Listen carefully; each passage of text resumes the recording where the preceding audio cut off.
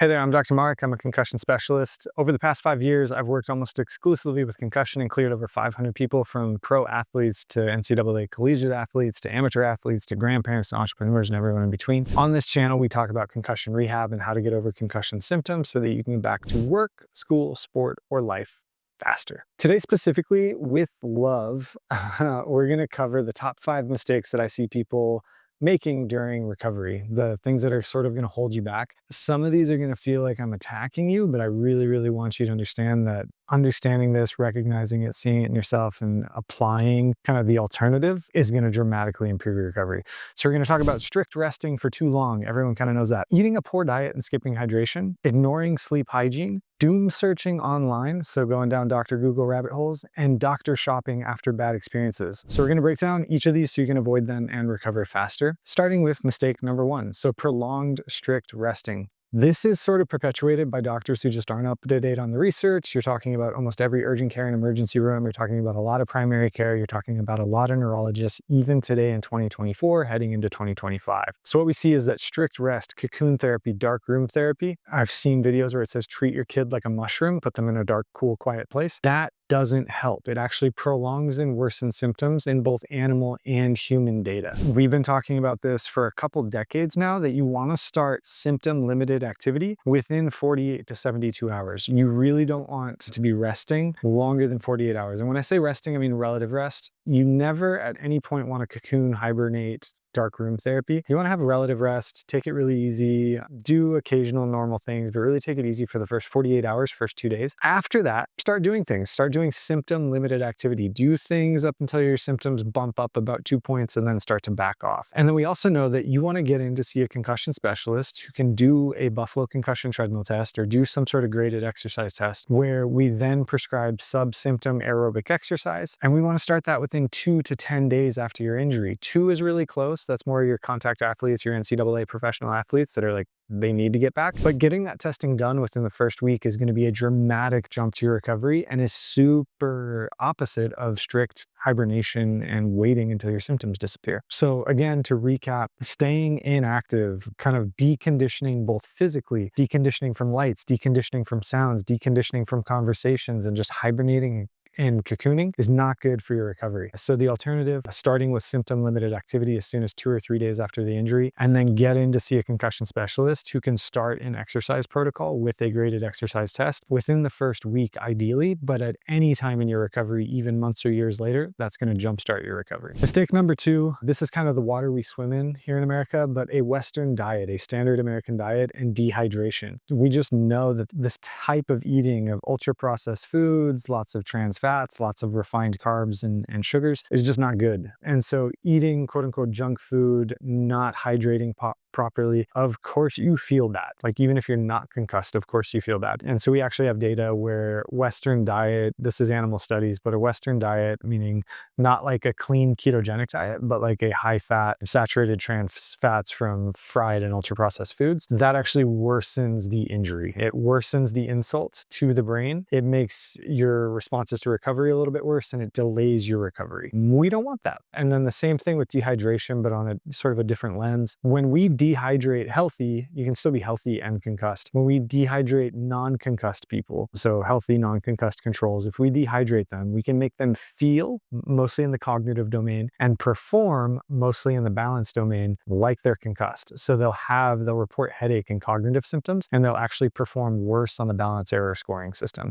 And so healthy people look concussed when they're dehydrated. Don't be concussed and dehydrated and eating ultra processed foods. The what to do instead is sort of eat like your grandma told you. Eat your fruits and veggies, aim for whole grains, aim for lean proteins and healthy fats. This would be like shopping the periphery of the grocery store. The less steps that food took to get into the package or box, the better. And this isn't like a preachy sort of like you have to eat organic, vegan, grass-fed, guru-blessed food, but really try to eat just like, even if it's not organic, try to eat the fruit in the whole form. Go with frozen and canned food if you need to, but like try to eat the whole food. Try to eat more fruits and veggies. Try to get more color on your plate. If it's a fried chicken sandwich or a grilled chicken sandwich, go grilled. Make little moves away from a standard American diet towards a more whole foods, minimally processed diet, and you're going to see recovery jump. Start drinking 2 to 3 liters of water a day, or about half of your body weight in ounces, and you're going to start to see a recovery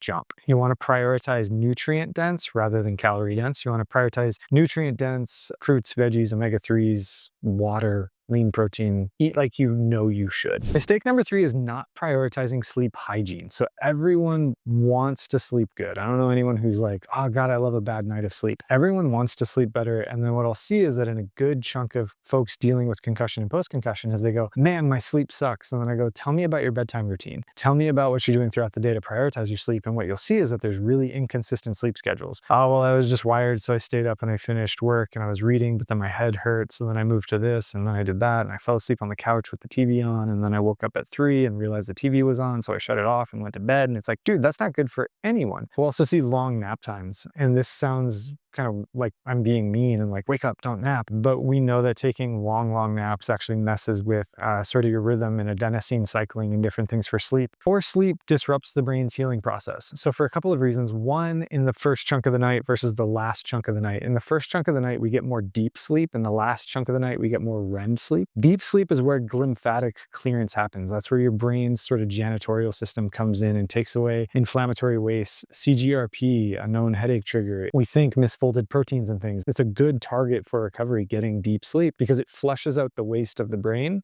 and keeps healthy, good stuff in the brain. And if you're not getting that sleep, you're not getting glymphatic clearance. The other part we know is that, again, in that REM sleep and the deep sleep, that's where neuroplasticity happens. And so the whole premise of concussion rehab and neuro rehab is that your brain is plastic. Not that it's creating new neurons, there's parts of the hippocampus that do that, but that it's creating new connections. It's creating better, stronger connections. It's creating better refined pathways so that you can handle symptoms, which you can handle performance better. And if you're not sleeping, well, that's where plasticity happens. And so your recovery is going to go better if you can sleep and have plasticity happen, and if you can get that glymphatic clearance kind of work. So what to do instead? Be a big boy, be a big girl, be a grown-up, own your sleep schedule. I would start with a consistent wake-up time before 10 a.m. So if you have to wake up for work, you have to wake up for your kids, or you're a college student, you don't really have to wake up for anything. Pick a time before 10 a.m., whether that's 8:30, 9, 7:30, whatever works for you, but that's your time. Let's say 7:30, you got to wake up at 7:30. No matter what your day and your night looked like before that alarm goes off at 7:30, you're waking up, you're viewing sunshine, you're doing your subsymptom aerobic exercise, or your paced breathing, you're getting breakfast, you're doing things that tell your body it is daytime. And if you need to nap earlier in the day, do it, but set a timer for 30 minutes. Do not nap for more than 30 minutes. Whenever you start to feel sleepy again, great, go to bed, wake up again at 7:30. Now, the later half of the night,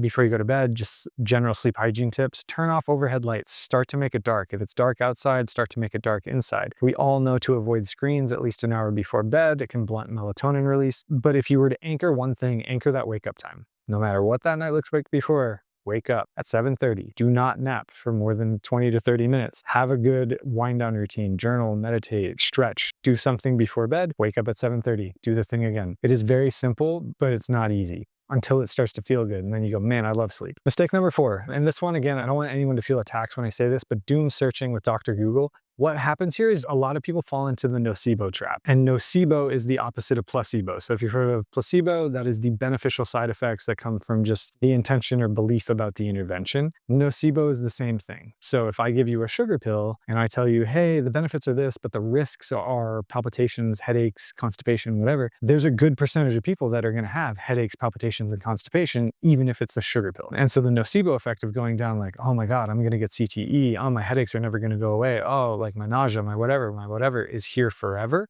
That is something that you can sort of manifest. And I don't mean to sound woo-woo, but I mean in a true psychogenic somaticization type of way, nocebo effect is real. And so where this happens is a lot of people go down rabbit holes of like, there's nothing we can do, rest until your symptoms go away. And then they jump down into like post-concussion support groups and CTE support groups. And what you end up hearing is like the 1 to 2% of stories, which are horrible. Like I don't invalidate those stories, but they're not the norm. They're not what we see in the data. They're not what I see clinically. They're not what colleagues of mine see clinically. They're the rare sort of outliers, but you read it, stories are so captivating and real and heartbreaking that now you're kind of putting yourself in their shoes. And so what you end up with is the 1 to 2% of outlier stories, and you're hearing about all the expensive biohacking tools that they're using, and you're wondering, should I use those? Because I don't want these horrible things that I'm hearing about. And the cycle sort of goes. And so what to do instead is really stick to reliable resources and consult with like reliable professionals. Stay off of Dr. Google. I'm going to come to it at the end here, but a great resource is Complete Concussions. We've got a great blog there. In the Concussion Tracker app, you can find certified clinics, and it's all with excellent multidisciplinary kind of standard level of education in concussion, post-concussion, and CTE management. We've got all the tools, we've got all the resources, we've got all the education, and it's not fear-based, which is fantastic. So instead of doom scrolling, avoid Dr. Google, break off that relationship, stick to reliable resources. A great place to start is Complete Concussions, and consult with professionals who specialize in concussion care, not just dabble in it. And mistake number 5, this one might feel the most attacky, but I kind of want to elaborate on it. Please do not doctor shop. What people will do, and I see the validity in this, I see how this serves you. You're bouncing between doctors because this one said rest until your symptoms go away. This one said, hey, there's nothing we can do, but take this antidepressant for your headache. This one said, get used to it. This is your new normal. And so you're sort of jaded and you've got this distrust in the medical system and your recovery still hasn't gotten any better. I think one thing to know going into this is that a lot of doctors in the concussion space suck. When you get into primary care, when you get into urgent care, when you get into the emergency room, even in neurology, a lot of these people don't see concussion day in and day out, and they're using outdated advice. Rest until your symptoms go away. And if they're good, they're going to tell you, hey, gradually start some aerobic activity. And it's like, well, at what intensity? For how long? What if I feel symptoms? They don't structure that for you, and that leads to sort of this bad experience. So then you get referred to neurology, and there's nothing on imaging, and there's no real black or white findings on your neuro exam. And so here you can take amitriptyline or this antidepressant for your headaches, or you can take this, or you can take that. And I'm hesitant to say it's the norm, but it's not uncommon. It is very common for this to be a patient experience. Please do not doctor shop. So one of the things that you can do is, again, head to Complete Concussions, click find a clinic and start there. The nearest clinic in your area, even if it's far, call that clinic and see if they know someone closer. Starting with that sort of reputable foundation is going to be the best place to avoid Dr. Google, to avoid doctor shopping, and to sort of have a streamlined flow of assessing your symptom generators, understanding your symptom profiles, and building a complete concussion recovery rehab plan. All right, are you guys still with me? I still love you all. Key mistakes: strict rest for way too long, poor diet, not hydrating, poor sleep habits, doom scrolling, and doctor shopping. If you can avoid these and sort of just consolidate, do what you know you need to do. Eat like your grandma told you, eat like you know you should, have your fruits and veggies, have your lean proteins, opt for grilled instead of fried, do the things you know you need to do. Drink enough water. You would not believe how many headaches go away just from drinking enough water. Sleep like a big boy and a big girl. Own your sleep. You would not believe, especially if you're over 30 and you're watching this, or you have kids and you're watching this, how important sleep is. You know you love sleep. If you're a young college kid, prioritize your sleep. Please avoid doom searching. It's not good for anything. It's not good for politics. It's not good for your health. It's not good for anything. And please avoid doctor shopping if you can. I know you might have to bounce from provider to provider, but don't make that a habit. Don't distrust everyone. Find a provider you trust, you vibe with, you resonate with, and stick with that person. Avoid these and you're on a faster track to recovery. So how many of you have actually made any of these mistakes? Drop a comment below. I'd love to hear your stories. I would love to see where you agree, where you disagree. Please keep it civil. Like, subscribe, share this video, do the YouTube things. I'm Dr. Mark. Thank you for watching. If you like this video, you might also like these ones.